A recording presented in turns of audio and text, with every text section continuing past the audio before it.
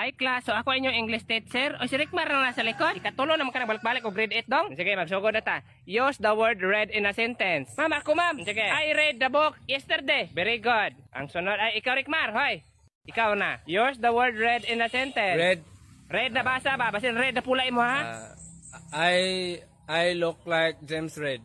Kaway ayo ni bata. Dili red na pangalan. Bugo. Ang eskwela pa man ng bata. Bisayaan lang yung sentence Rickmar. Bisaya.